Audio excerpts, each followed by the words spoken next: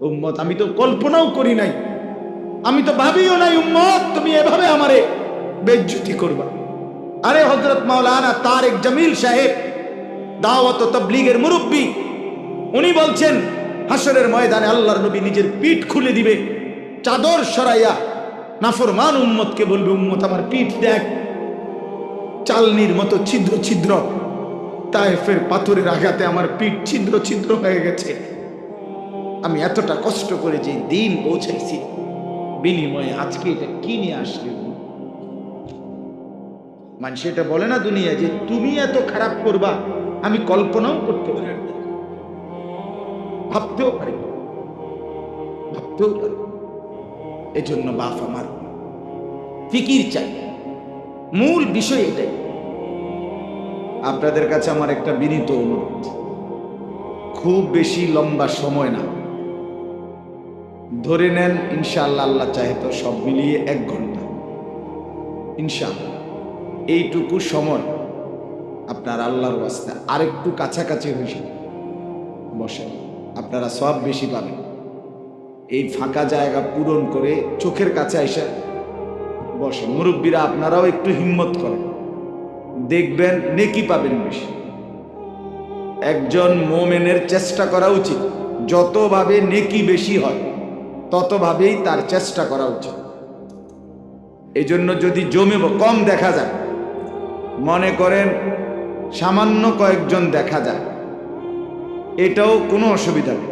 আল্লাহর কথা বললেই লাভ, শুনলেই লাভ। সংখ্যা বা পরিমাণ এখানে কোনো মূল বিবেচ্য বিষয় নয়, গুণগত মান মূল বিষয়। কোরআন সুন্নাহর আলোকে পরিমাণ মূল হিসাব না, মূল হিসাব হইল গুণগত মান। কোরআনুল কারীমের মধ্যে আল্লাহ তাআলা স্পষ্ট বলেছেন, বান্দা আমি তোমাদেরকে যে হায়াত দিলাম, এই হায়াত দ্বারা আমি পরীক্ষা করতে চাচ্ছি, লিয়াবলুয়াকুম আইয়ুকুম আহসানু আমাল, তোমাদের আমল কার কতটা সুন্দর।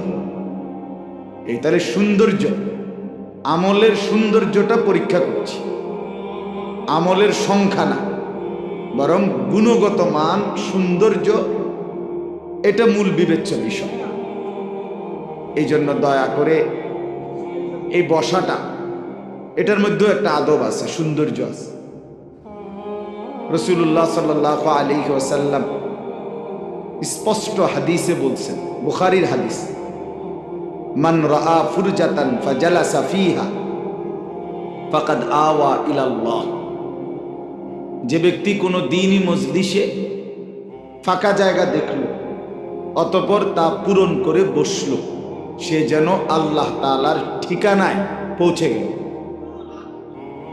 তাহলে কত বড় সৌভাগ্য। ওই পাশের ভাইরা কথাটা বুঝলেন না, চশমাওয়ালা ভাই আপনি আসেন আগায়।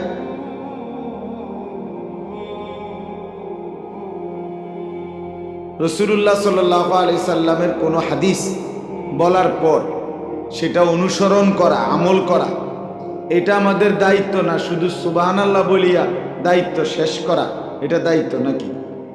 কথা বলেন না।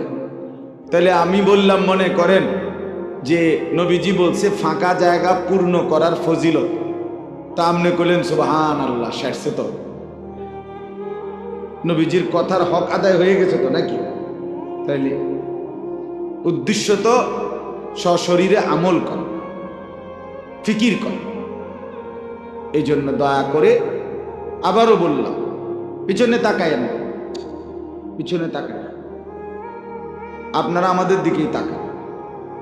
তো এই জন্য দয়া করে আমরা প্রত্যেকে মনোযোগী হব, সময় কম সময়ে যেন আমরা উপকৃত হতে পারি।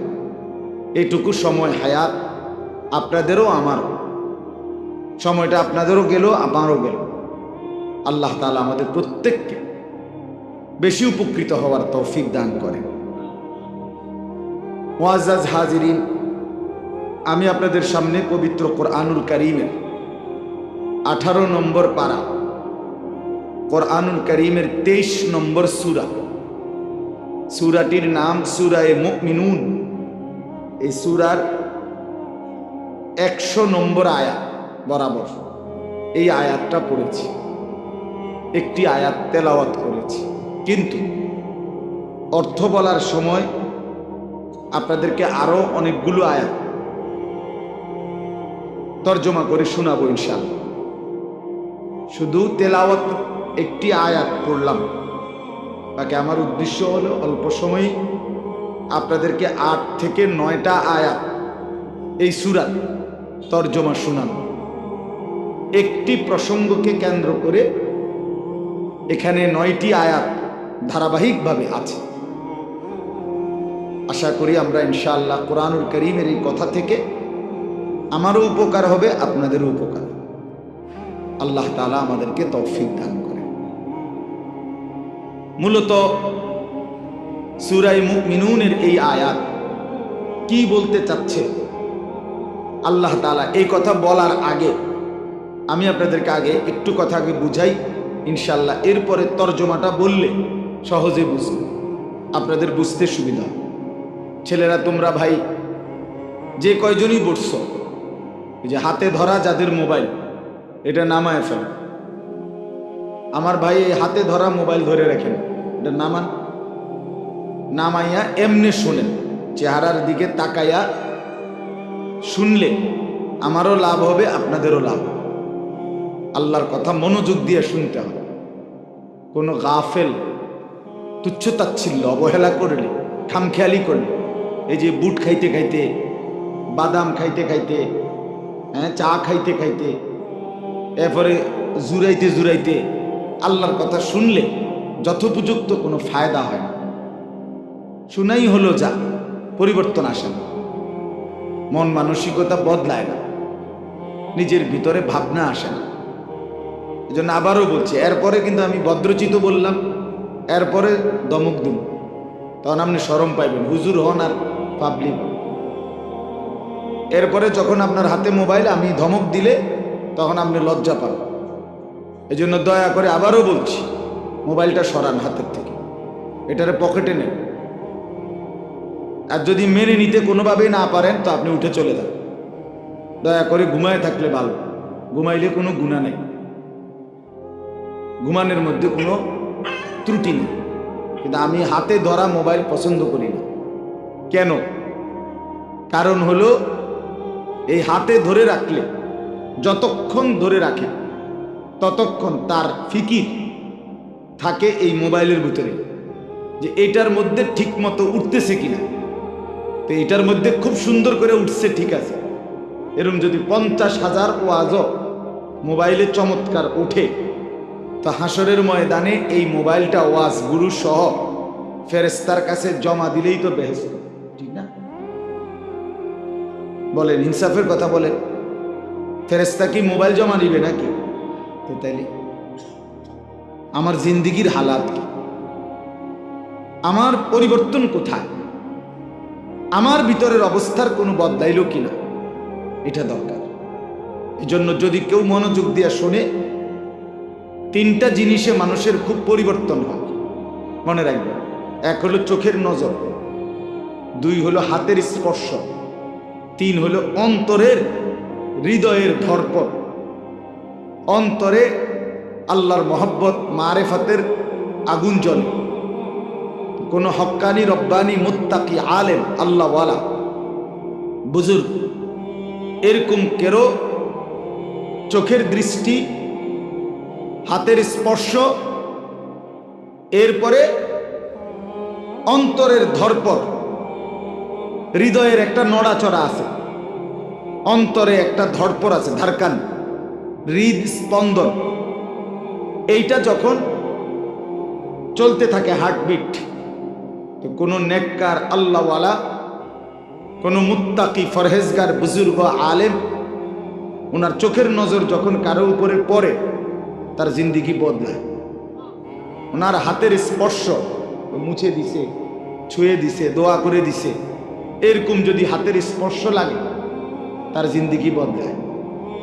আর ওনার কাছে যখন বসে, তখন ওনার হৃদয়ের যে ধড়পড়, আল্লাহর মহব্বত আর মারেফাত যে ভিতরে আছে, এটার কাছে বসলে আল্লাহর কুদরতে ওই ব্যক্তির অন্তরেও আল্লাহর মহব্বত ট্রান্সফার হয়। এজন্য পরিবর্তনের জন্য এটা জরুরি, এটা জরুরি। গল্প শুনে, কাহিনী শুনে কিংবা শুধু মোবাইল দেখে দেখে পরিবর্তনের সম্ভাবনা খুবই কম। জীবন্ত সাহচর্য, সংস্পর্শ এটা লাগবে, সান্নিধ্য। এজন্য সবসময় মনে রাখবেন, আমি প্রতিদিন বলি, কম লোক হোক বেশি লোক হোক, আমার এটা নিয়ে কোনো মাথা ব্যথা নেই, কোনো মাথা ব্যথা নেই। একজনের কাছে বললো আল্লাহর কথা, 1 কোটি মানুষের কাছে বললো আল্লাহর কথা। আর আল্লাহ গ্রহণ করলে একজনের কাছে বললো লাভ, আল্লাহ গ্রহণ না করলে 1 লক্ষ মানুষের কাছে বললেও কোনো লাভ নাই।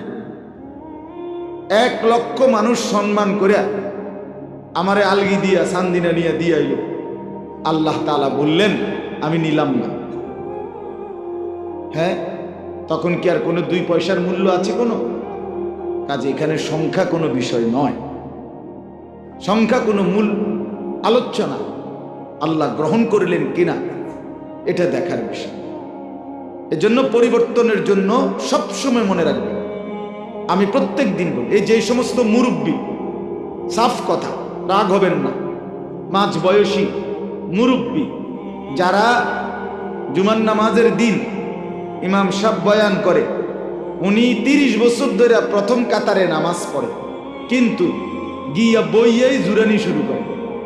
যতক্ষণ হুজুর ওয়াজ করে এবড়া ততক্ষণ জুরায়। এই লোক, এই বুড়া মিয়ার জীবনে পরিবর্তন হয়, এবড়া অনবিরিয়ে খায়। আপনি কি গিয়া দেখেন, উনি অনর সাদওয়ানে বইয়া টেলিভিশনে নাচ গান নর্তকীর ছবি দেখে। এখনো কথা কইতে লাগলে আক করলেই গাইলায়। এখনো সুদের টাকা, কিস্তির টাকা, এই অসভ্য নিকৃষ্ট টাকা, হারাম টাকা প্রতি উনার এখনো ঘৃণা জন্মায়নি। মানে যে এই ডকের আছে, এই ডকের এই বাত বন বিড়ি সা, কথা বুঝছেন না, পেঁয়াজু আলু সব, বুট মুড়ি, ফাঙ্গাস, তেলাপিয়া, ফুলকপি, পাতাকপি, ধনিয়া পাতা, কাঁচা মরিচ, এই খাইয়া দাইয়া আছে বালা শতবধ। আর এটা কোনো জিন্দিগি না, এটা কোনো জীবন না, এটা জীবন না। মুসলিম শরীফের হাদিস, রাসূলুল্লাহ সাল্লাল্লাহু আলাইহি ওয়াসাল্লাম ইরশাদ করেছেন, আ'যারাল্লাহু ইলা ইমরিইন আখারা উমরাহু হাত্তা বালাগা 60।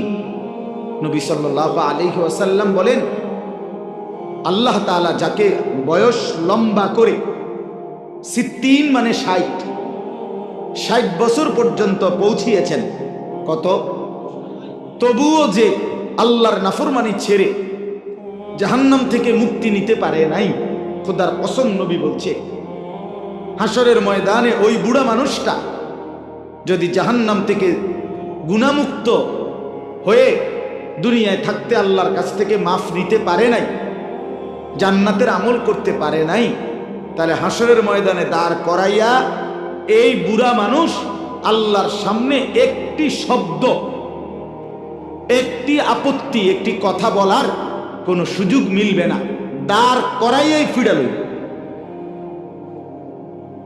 হ্যাঁ, সাফ কথা, দাঁড় করাইয়াই ফিরে দিবে আল্লাহ। 60 বছর তবুও সাদওয়ানে বৈশা রাক্ষসের মতো চোখ বড় বড় করে বেডির নাচ চাইত।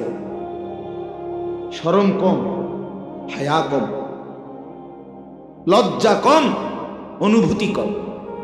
নাহলে 60 বছর কত লাশ, কত জানাজা।